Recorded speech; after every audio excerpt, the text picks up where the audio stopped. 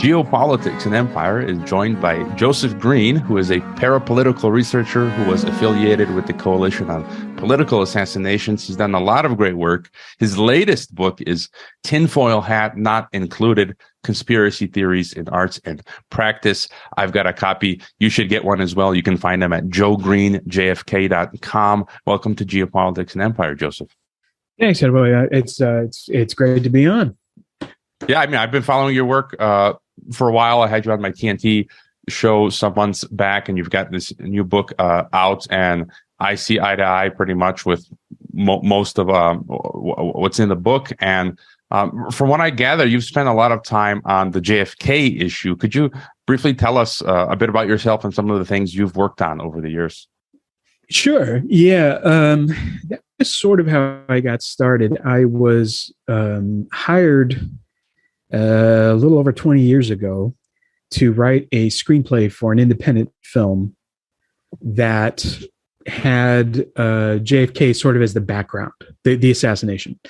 And I did not know a whole lot about it. And so he gave me a couple of books to read.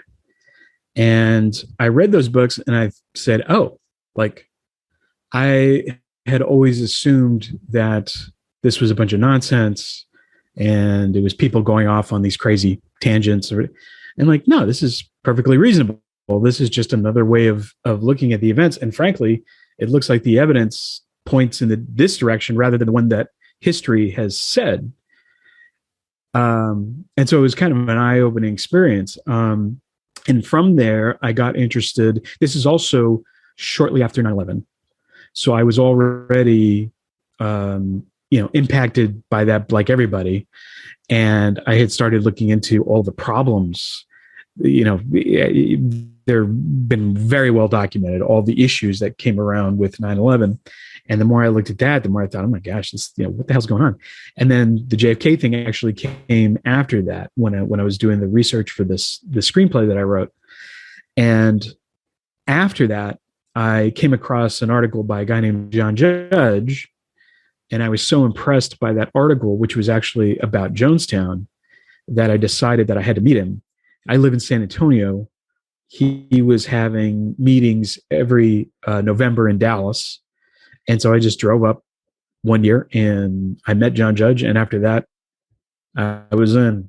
We had like a 3-hour conversation. And from that point on, I was sort of his first mate. Like I was just trying to help put on the conferences and help him with all his research because he was so amazing. So that's when you were initiated into the brotherhood. Yes. That's a good way of putting it, because, and it's very important to kind of state that at the top, really, because a lot of people who investigate JFK only investigate JFK. And I don't think you can really understand it if that's how you do it. Like you can't be like a Trekkie on this issue, right? You have to look at everything else that's going on and put it in the context so that you can understand, oh, like this is a machine that has been going at least since World War II. And all these things are related. So it's not, in other words, the Kennedy assassination might sound absurd to someone if it was in a vacuum, but it's not in a vacuum. There's also Dr. King. There's also Malcolm X. There's Bobby. There's Teddy, and the Black Panthers. I mean, all these things that happen. And then, of course, as you get further into it, you also start finding out, maybe the Symbionese Liberation Army isn't what everybody said it was, and Patty Hearst isn't what happened. That's not what history says that it was, and Jonestown, and practically everything once you start looking at it. Yeah, I think that's a great point. I mean, it's a meta thing. You can't understand it any other way. And just before continuing, if you could, about a decade ago, I Skyped Peter Dale Scott into my university classroom here when I used to be teaching in Mexico. And some call him, if I recall, the godfather or father of the study of deep politics, which is synonymous, from my view, with parapolitics, as you describe yourself, and which today has become popularized for the masses as simply deep state. And so, could you just give us your sort of explanation of deep politics or parapolitics? Sure. It's looking at the aspects of how a government functions that are not covered by the major media whatsoever. So, and Peter's, as you know, is just a lovely gentleman. He's a great guy. But he does very detailed and academic work in areas that are considered to be like trash. Like nobody is supposed to look at this stuff. And certainly universities aren't supposed to look at this stuff. But you cannot understand the government, or for example, just take one small example. You cannot really understand the CIA unless you understand that off the books, there are millions of dollars to be made in selling drugs and arming countries secretly. And if you don't ever consider that in your view of how a government economy works, you're just never going to understand anything. It all just seems like a mystery. But in fact, we know that there's this long history, and it's entwined with, at one point with French narcotics traffickers. We know that Iran-Contra, shed light on the fact that we were doing this. This is standard operating procedure. It's only deep politics because the news media doesn't cover it.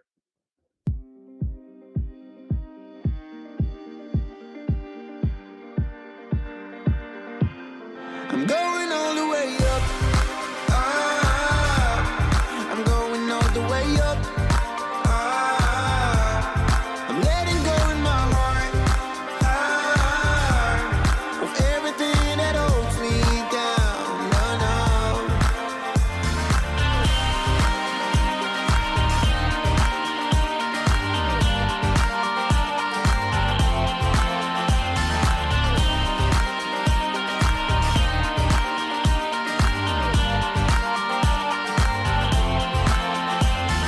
Look up to the sky and I got this relief inside. Then there's no need to hide. I'm going all the way up. I'm going all the way up. I'm letting go in my heart of everything that holds me down.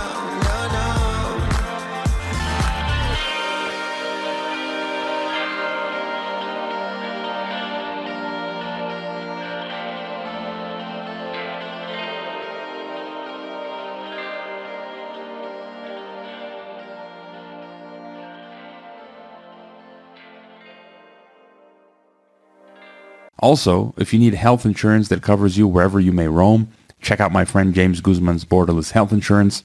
One of the great things about living internationally is saving money on health care, but private care overseas can be expensive. Go to borderlesshealthinsurance.com to watch a short presentation on expat and digital nomad healthcare and sign up for a free consultation to review your options. Let's get more into that. I wanted to read a few sections from your book, and I sort of start with one of your conclusions, which really hit home with me, because as I was teaching history and politics and updating my syllabi, I was coming across all the stuff you're talking about and forcing my students to read the primary source documents, TP Ajax, the declassified overthrow, how the CIA MI6 overthrew a democratic Iran. I had them, and in that CIA document, it's like it talks about false flag operations, and it's just like, and then you get into trouble with academia. It's insane, because I think those people, the department directors, the heads at academia, again, they're in this other, parallel universe that doesn't really exist. It's not in reality, and then they think you're crazy, and they find it hard to fathom. But we can get your thoughts more on this. But let me just read. You write, quote, "If you don't understand that the state killed JFK and MLK and RFK and Malcolm X and a whole lot of others besides, you're never really going to fundamentally understand how the world works." And then you also say you have to be built a certain way to pursue this line of inquiry now. And furthermore, you write, the fact remains, if you are motivated to find the truth, then you have to go where the evidence takes you. I don't want to know that Oswald didn't shoot Kennedy, and I certainly didn't want to find out that the RFK assassination was a conspiracy, and that the MLK assassination was a conspiracy, and that the Malcolm X assassination was a conspiracy, and that the Jonestown story, as people know it, is completely wrong, and that Ted Kennedy survived multiple assassination attempts and so on. It's not my fault that the government keeps murdering its own citizens, and there's no reason why people should find it all that irrational. And, I think of when I was teaching high school in Mexico on Martin Luther King Day, I got so frustrated. Everyone's like, oh, yay, Martin Luther King. No, the point here is the government killed him. And I was shocked when I was discovered what a real academic should find this stuff as you're talking about. And I was shocked. I never heard of the 1999 court case. I think it was Jower's, Coretta Scott King, King's wife and his whole family were conspiracy theorists. They didn't think it was, the lone gunman. And they got a verdict in 1999, which said, local, state, and federal government agencies participated in the conspiracy to assassinate King. That's what the actual court verdict said. And I showed that on the screen to my kids on MLK Day. And I had an American student that got so angry, told their mom and dad. Mommy and daddy sent an angry email to my principal, calling me, you got this crazy teacher who's a conspiracy theorist, anti-American. And I'm sitting here like, I'm so American. This is so American to do this, to point out this corruption. And let's, stop this sort of thing from going on. So, I'm ranting here, but just, your thoughts on all of this. Yeah, no, you're absolutely right. The guy's name is Lloyd Jowers. And if I remember correctly, the civil court appended 30% of the responsibility on Jowers and 7% to other parties, including the government. And you're right. That story was essentially not reported on. The only reporter that was there every day of that trial was a guy named Jim Douglas, who wrote one of the great books in conspiracy literature called JFK and the Unspeakable. And at the time, Jim Douglas was reporting for a little thing called Probe Magazine that was started by Jim DiEugenio. And the magazine was just this little, just a tiny paper thing. But Douglas was the guy that was doing real reporting about this thing that was essentially the trial of the century, but everybody ignored it. The major media would not touch that story because obviously it points a big direction away from the designated patsy, which in this case was James Earl Ray. Yeah, it's as you said, it should have been the trial of the century. Instead, we got O.J. Simpson. I remember as a kid in the U.S., they stopped classes and had us watch O.J. Simpson trial, which was a total joke. And it should, MLK story. But imagine if this was blown open, how people would feel about the government. And just maybe on the thought of conspiracy theory, you're right. Conspiracy theory is simply political analysis that the state doesn't like. Conspiracy theory isn't a special type of claim. It's an observation about the world that uses the same toolkit a scientist or a logician does. You investigate things the best you can and recognize that there are strong points and weak points, and you make sense of the world. You also say there's nothing new under the sun when it comes to secret societies, conspiracies, and the powerful minority exercising control over a majority which performs its labor. So, further thoughts on conspiracy. I don't feel any more the taboo. If someone wants to call me conspiracy theorist, whatever. I've interviewed Lance DeHaven Smith. I got his book, Conspiracy Theory in America. Yeah. He points out it came from, it was a CIA memo in the 60s, and it's now used to attack anyone who's actually thinking. So, yes. Your further thoughts. Yeah. And I've said that essentially it's profanity because in the old sense of the term, profanus, the Latin means outside the temple. And that's what it really is. It's like you're not in the temple. If you're going to pursue this line of inquiry, you're not playing ball and you don't get to be with us. You're an outsider now. You declared yourself. And so it's just pure thought crime is all it is that we're talking about. To say that you're a conspiracy theorist doesn't actually mean anything. There are conspiracies. So if you find them, you're not a conspiracy theorist. You're just looking at the world flat on without a particular bias in favor of the state. And that's what we're really saying. So yeah, the conspiracy theorist is basically an epithet. It doesn't actually correspond to anything in reality. Because if two scientists disagree about whether dark matter exists, we don't say one of them is a conspiracy theorist, right? They're just looking at the same facts and coming to different conclusions. That's all it is. So pointing out that one conspiracy theorist says one thing, or another conspiracy theorist says another thing, is exactly what we should expect. We don't expect universal agreement in any line of inquiry, scientific or otherwise. So it's not surprising that sometimes people say different things, although they're both technically quote unquote conspiracy theorists.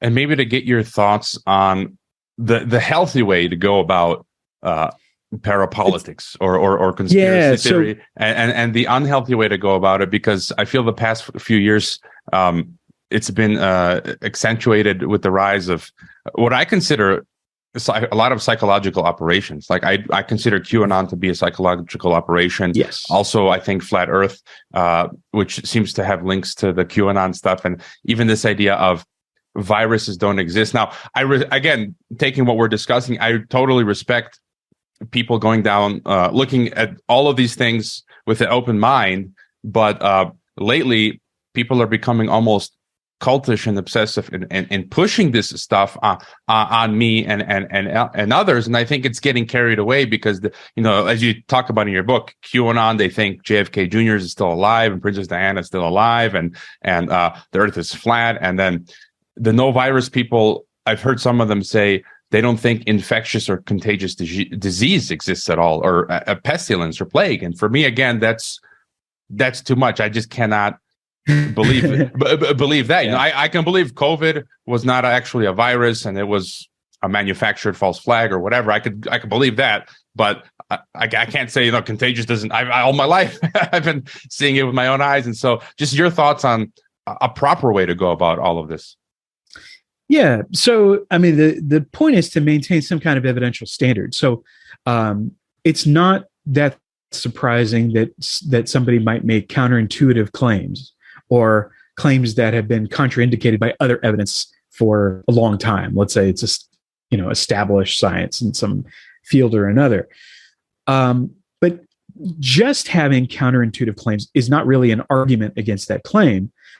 But by the same token, I mean, never mind the last few years and the last few days, Kanye West went on Alex Jones and made Alex Jones seem sane by the things that he's spouting. So I think he said that Hitler invented the microphone, among other absurd things. So I don't know where he's getting this information, but it's very important to double check everything that you are looking into. So if you watch 3 YouTube videos that all make a claim that there's no such thing as dinosaurs or there's no such thing as nuclear weapons, okay, but then let's go a little further and try to verify those claims with something other than YouTube videos. All right, because that way lies madness. All right, and there's nothing against videos. I mean, certainly you can get great information that way, but you can't just accept it uncritically. Just like you can't accept what the state is telling you uncritically, you can't accept somebody on YouTube uncritically for the same reason. I mean, the reality is that you can go on any part of the internet right now and you can find somebody who disagrees with something. There's no such thing as the universe. There's no such, you can go anywhere you want. That doesn't make it true. So all of these claims, in one sense, they're all the same. They're all claims about reality. So then what we have to do is we have to investigate and see whether the evidence actually backs up that reality or not. The same way we did with the JFK assassination. So it's, does the single bullet theory measure up to reality? The answer is no. It seems to be preposterous. We see large things, bullets don't behave that way. Physics doesn't behave that way as far as we can tell. So if you want to defend the single bullet theory, that's fine, but you're going to have to deduce some type of new evidence or something that makes that plausible. And it's the same thing like saying Hitler invented the microphone. Is there any evidence that he invented the microphone? As far as I know, that the answer is no. Yeah, that was. I still haven't have found the time to watch that. Maybe this weekend. It's just was. I mean, something weird is going. Maybe it's again some psychological operation. Maybe it's just the sign of the decline of the U.S. Empire. But even on that nuke issue, I mean, I'm willing to explore. I have listeners, poke and prod me about the no nukes, and it's just like I'm willing to explore it. But as you said, I haven't. There's a handful of books on it. But I still find it hard to believe. Like, there's little information on it, and the information is obscure. There's one like expert here that's talked about it, but then again, I've lived in the former Soviet Union in Kazakhstan, in Semipalatinsk, which is 120 kilometers away from the Polygon, which was the principal Soviet nuclear test site, 18,000 square kilometers, and I visited Ground Zero. So I've been there. They've dropped 500 nukes there, and I lived with the Kazakhs who lived around there. And it was radioactive where I was standing. It's like, where does the radioactivity come from if there's no nukes? You get what I'm saying? So it's kind of like I'm applying your principles. Like, okay, these people are nice. They find these little videos. Like, I actually stood on Ground Zero. Have you? I've talked to the scientists, the people around. Like, they talk about people, in the surrounding villages getting sick, right? So again, you have to approach these things factually, carefully, academically. And so, before I continue, what are some other points that you want to get across from? Let me tell the book's title again: "Tinfoil Hat Not Included: Conspiracy Theories in Arts and Practice." Yeah, no, and to follow up on your point, in America, of course, we know that, and I can't remember what it was, but there was a John Wayne picture that was terrible. But because it was close to nuclear tests, a whole lot of actors and crew ended up dying of cancer because of that radiation exposure. So again, if there aren't nuclear weapons, then what is the explanation for that? You're going to have to come up with some other, what is the efficient cause of all these people getting cancer and dying? So I'm the same as you. If there are no nukes, then there are no nukes. That's fine. I don't have a dog in that particular fight, but you still have to demonstrate the premise. So why do we believe this? What is the evidence for it? I've probably seen a couple of the same videos you have in that regard, and you say, well, I mean, this doesn't seem to pass the smell test for me. So I'm going to need a lot more to go back on it. But that's not to say that someday I might come to that conclusion. That's fine. I don't even have a problem with flat Earth. Like, I started studying philosophy when I was a kid.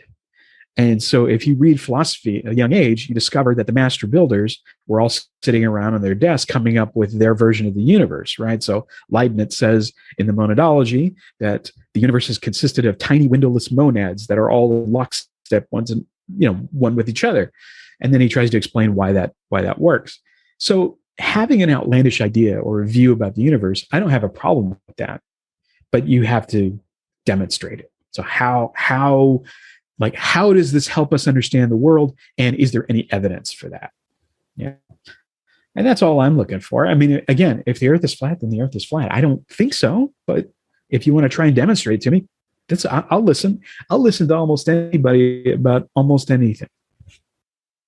Yeah. And I was just going to say, I mean, from time to time, it is fun, on the weekend. There's a time and place to talk about these things that are way beyond the Overton window, but I kind of leave it there because I just don't see it. Flat Earth, again, myself having lived and traveled on the planes, and then you've got satellites and all this stuff. And like, again, if there's enough info at the moment, as you say, looking at the Flat Earth stuff, I just don't see enough credible info, and we have to be very careful. And that can take away from the other more important stuff that we're looking at and talking about. And maybe to talk about, just read a quote from your book. It says, "You'll notice that when a typical journalist working for a big news organization starts to discuss ideologically dangerous issues, they will spend much energy raising psychological explanations without ever attempting to deal with the facts. That's because if they raise factual issues, two things happen. The journalist has to acquire some familiarity with those facts, and the process lends credence to those who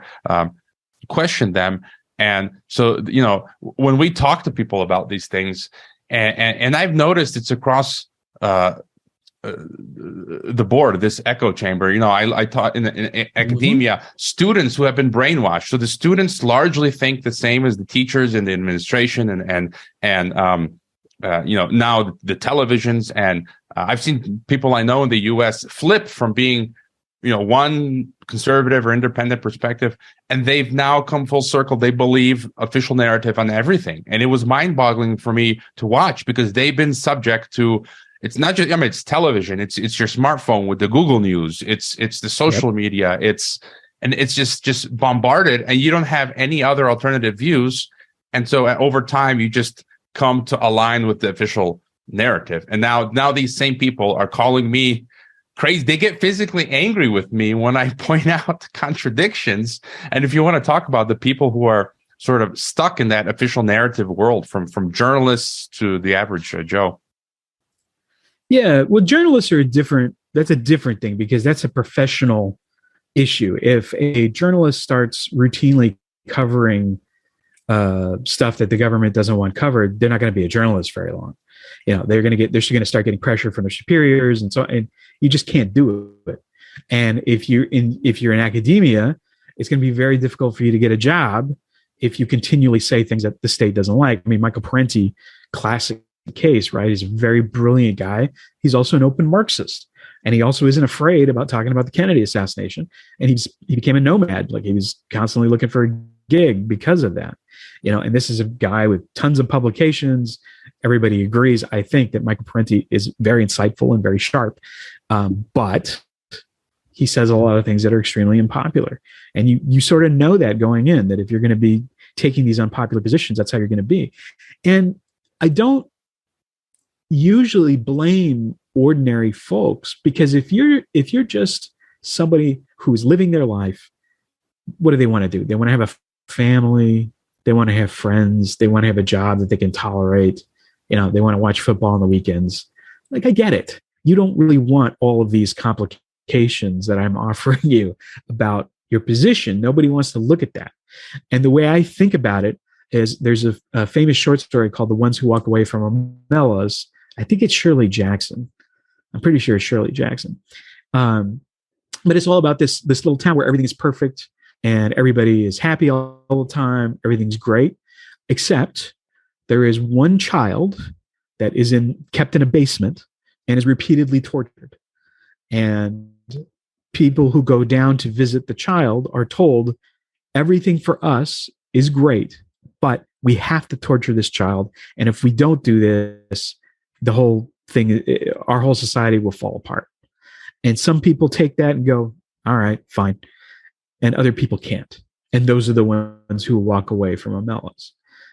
But that's never going to be a popular position, because the simple reality is that the places that we live in, the place that I'm sitting on right now, has probably been the site of untold murders as society grew and came up, and people got themselves into their cliques and they killed people who were not in their cliques. I mean, one of the things about, and I'm not picking on the Mormons right now, but Utah is filled with unmarked graves because the Mormons had a bad habit of killing people who disagreed with them, and they did it very openly. And they did it so openly, they were so notorious that Arthur Conan Doyle in England made them the villains of their very first Sherlock Holmes novel, A Study in Scarlet, the bad guys of the Mormons. That's how notorious they were. But that's true almost everywhere you go. And whenever you're looking at your history, you're going to find a bunch of unpleasant stuff.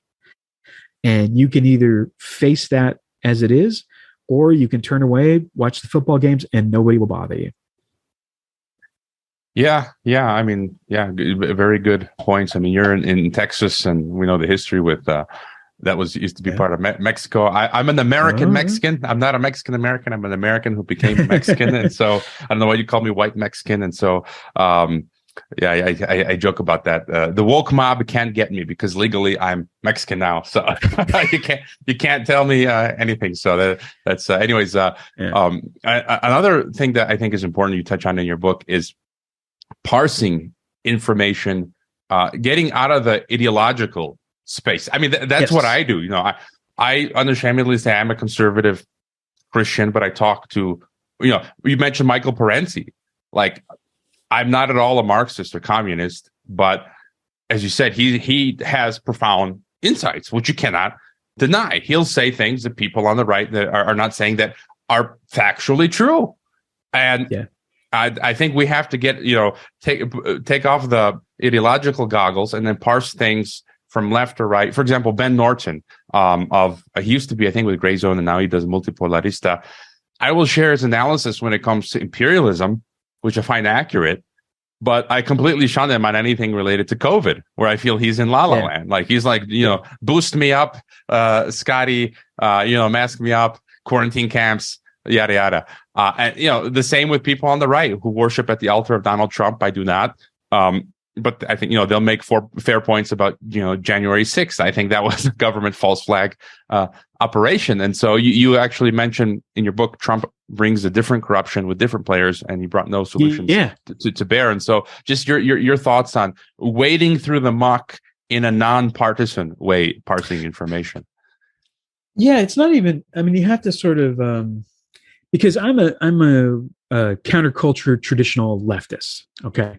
But that has very little to do with what the left is supposed to be these days, right? They do a lot of things that I find appalling, just like I do on the right. But most of this stuff is not really ideological. The ideological stuff is for the audience, for the fans. It's not for the players. Like, the thing about Donald Trump that makes him distinct from some of the other people is that he didn't necessarily do business with Raytheon. Right? He's not that interested in the military industrial complex because that's not where he gets his money from. So when Donald Trump was president, he didn't want to go to war with anybody because, hey, I might have to work with these people down there. What do I know? Maybe I'm going to open up a Trump hotel in China, right? So I don't want to go to war with China. I don't want to go to war with the Soviet Union either because I got business. I got business. So is that the right way to run a country? No. It shouldn't be run from your personal balance sheet, but it did have the effect that Trump bombed fewer people than a typical president would, including people like Barack Obama, who's supposed to be this wonderful leftist hero, and literally started bombing Pakistan before he was even president. Like, that's literally started happening, which just made me crazy. But yeah, you if you're looking at it from this kind of left-right thing, you're participating in the system. You're not actually going to get any good analysis that way. You have to look at these things. It's more like competing mobsters, right? If you say that, are you with the Trafficante family or are you with the Giancana family? Like, most people would be like, what the hell difference does that? Like, what difference does it make which mobster I support? Exactly. Because no matter who is president, the winners tend to be large military industrial complex organizations, extremely wealthy people, that they always seem to be on top, regardless of who's actually in power. And I think that tells you that the president has some influence, but very little real influence on the direction of the country. Yeah, I think that was a great explanation. And I would just extrapolate and use that same analogy to countries, not just, domestically in the US, but, it's the American mafia group versus the Russian mafia group versus the Chinese mafia group. And there are these people I don't understand. They promote this multipolar world and stuff, which, it has a point, but it almost verges on them believing that, China, the Chinese government is sacred and holy, and the Russian government is sacred and holy. It's like, look, I've lived Justin Trudeau. Yeah, and it's like I've lived in Kazakhstan, and I've seen up close. There's this Kazakh oligarchy, the ruling elite, which do not care about the citizens. I've spoken to Russians; many feel the same way. There's the way we feel about our Washington corrupt elites. You've got them in all countries, so it's silly to think, to look for any of these people as saviors. Some might be less worse. Yes, that's true. But at the end of the day, we're talking about, robbers or mobsters just divvying up the pie between themselves. And yes, some are less worse. But other thoughts, key points from your book that you wanted to perhaps to bring up? Yeah, I think that leads us in the right direction, because part of what I was trying to do in this book in general is to try and reset some of the terms of the debate. This was very deliberately written as I was trying to kind of introduce people, so that if this was the first book that you read about this sort of thing, that you would understand it. And I even used things like boldface, and which I don't usually do, to try and kind of make it textbook-like in a way. So like this is really important to think about this. Because in the past, things that I've written have been a little bit dense, a little bit academic, and I've heard that from folks, people that I want to reach.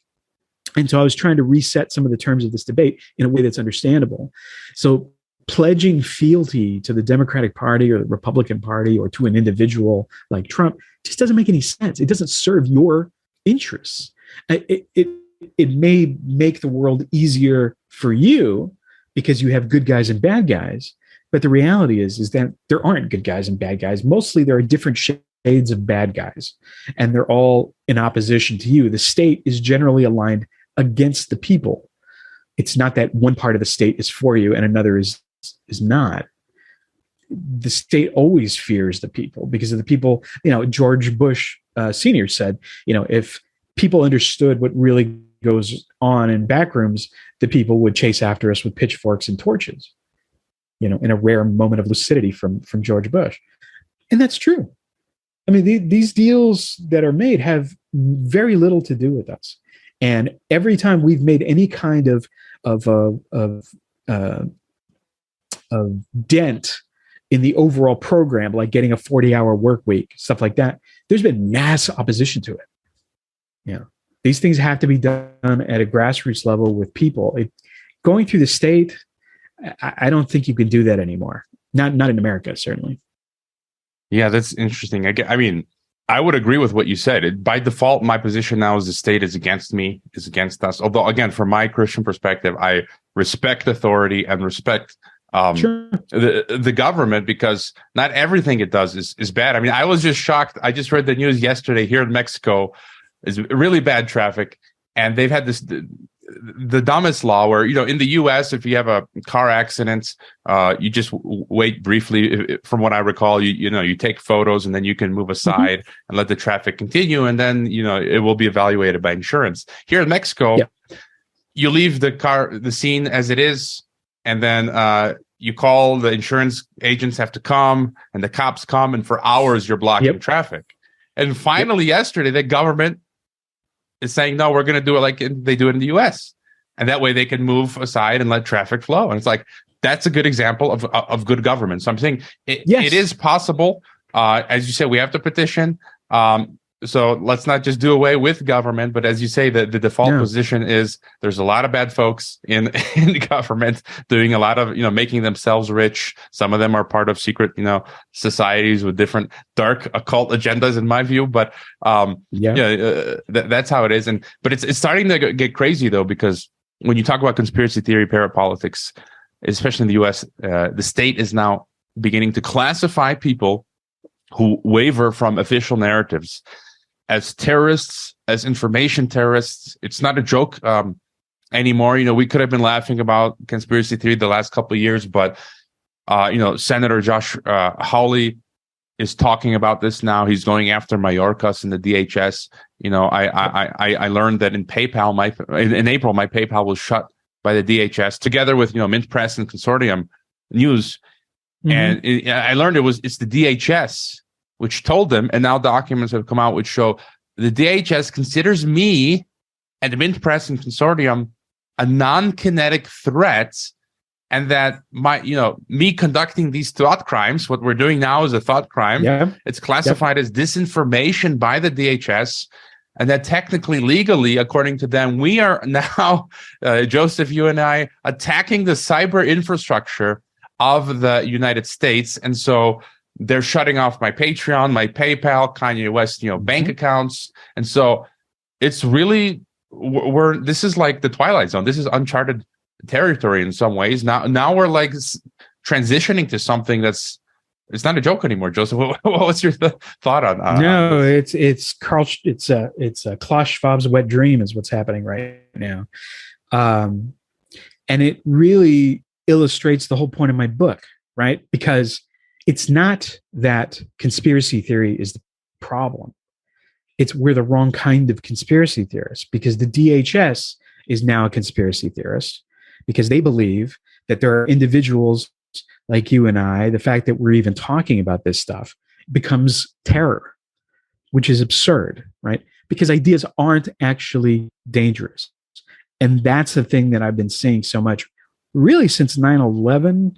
But yes, very strongly in the last 8 years or so, that there are certain ideas that are dangerous to talk about. And I just don't believe that. I don't believe that ideas cannot be dangerous to the general public.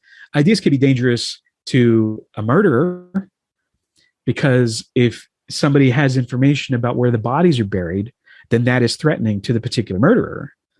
But that's not because the ideas are inherently dangerous. It's because those ideas can convince people that you committed a terrible crime. And that's what's really going on. So when the state is doing this, it's just like when the state said that conspiracy theories are corrosive to society. I think they're right. They are corrosive to society. So stop with the conspiracies already. Okay? I didn't kill all those people. You guys did that. That's not my fault. I did not go kill Patrice Lumumba. I didn't overthrow Guatemala. I didn't interfere in Greece's elections right after World War II. So this is not me. What you're complaining about is the fact that your crimes are now being outed for everybody to see. And that's the danger of the internet. Yeah, I mean, you just explained it. I mean, they're caught now. They're guilty. They're the terrorists, yet they're calling us the terrorists. I mean, it's absolutely insane. It's like we're catching them. They're the murderers, the thieves, and now they're creating this system that will make them immune and put us, behind bars or impoverish us or whatnot. And it's absolutely crazy. I mean, America's becoming whatever you want to call it, totalitarian, and other countries are following suit. You mentioned Trudeau in Canada, Europe now, especially. So yeah, interesting times. And, if you have any other or final thoughts for us. Yeah, no, this is a thing that this is everybody's problem. What's coming, and I know people don't want to hear this, but your lives are going to be disrupted, because the reality is that the internet is supposed to be about the free flow of ideas. But what certain people have always wanted since its inception is to turn it into like Target, right? So freedom of choice means I can buy any toothbrush that I want. It's not I can choose any ideas that I want to pursue. It's about product. It's about you. The reason that you exist is so that you can buy these different things from these different companies. And so they are shutting off all of these different valves that go in all directions. Are some of these people disreputable? Sure. I don't like Alex Jones, but I don't think Alex Jones should be wiped off the face of the earth because he says things that I don't like. Like, that's ridiculous. The way that you combat ideas is with better ideas. That's the whole point of the country, right? It's not about this thing that they're shoving us into, which is basically a giant panopticon where we're supposed to sit down, rent everything, right? You can't buy Microsoft, even like something like Microsoft Office anymore. You got to rent it.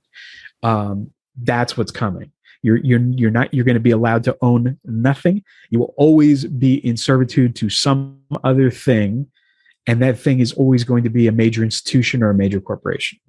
That's what we're up against. Yeah, I saw someone posted a meme today showing the supermarket barcode. I used to work in a supermarket, and the QR code they want all of us to have. And they made a good point. It's like basically they're now us humans. We're gonna have our own QR code wherever it is, on their phone or they have the tattoos now, and we're like cattle. We're like products for these elites, whoever they are, and I was just losing my train of thought there. I mean, that's just crazy. Yeah, and I was looking just yesterday. I bought one of my video softwares. I haven't updated it like half a decade, and so I thought, okay, I'll buy the new version, and everything now is subscription. I don't want to subscribe to to this stuff. And, my software had been working fine for 5 years for the podcast, but, they give you can update to the latest version where you don't have to subscribe. So I did that. And it's basically the same as before. I kind of regretted, like, why did I just pay $100?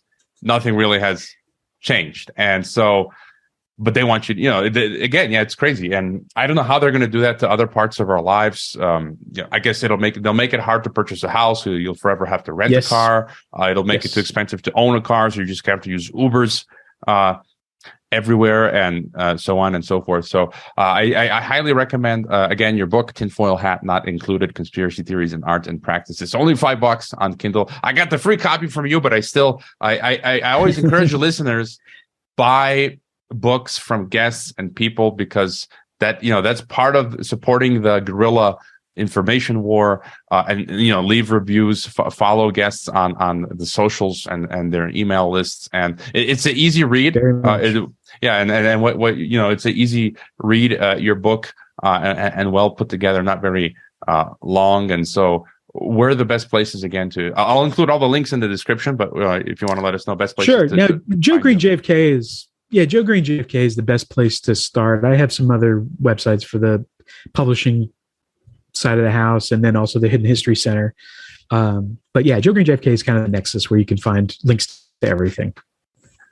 All right. Well, thank you for being on Geopolitics and Empire, Joe. You bet. Thanks a lot, Advai. It was a real pleasure. I hope you enjoyed this Geopolitics and Empire podcast. The website is geopoliticsandempire.com, and I encourage you to sign up to the free email list that notifies you of every new podcast and other important updates. The email list and website are our last lines of defense. We're being censored and deplatformed. It's almost impossible to find Geopolitics and Empire on the Google search engine. We've been blacklisted. YouTube frequently strikes videos. Facebook restricts our page. Reddit, Twitter, and LinkedIn take down posts. After the Associated Press mentioned Geopolitics and Empire in a 2021 article co-written with NATO, or the Atlantic Council, our Patreon account was terminated. Vimeo also terminated our Pro account at one point. In April of 2022, the Department of Homeland Security had PayPal ban us for life. The best free way to help Geopolitics and Empire is to leave a review on Apple Podcasts or elsewhere and subscribe to all of our media channels. You can find the video broadcast now on 5 platforms: Odyssey, Rockfin, Rumble, BitChute, and Brighteon. You can find the audio broadcast on the entire podcast ecosystem: SoundCloud, Apple, Spotify, and so on. My current favorite social media channels are Twitter and Telegram, but you can also find us on Gab, MeWe, Minds, Float, VK, Instagram, Facebook, and LinkedIn. You can support this guerrilla signal by donating via DonorBox, Buy Me a Coffee, Subscribestar, or Crypto. You can purchase a consultation with the host to talk about expatriation, geopolitics, or podcasting. You can also become a monthly or annual member via Stripe and receive benefits such as partaking in a monthly member Zoom call, get access to a weekly recording of my random thoughts, and a private Telegram channel. Thank you for listening.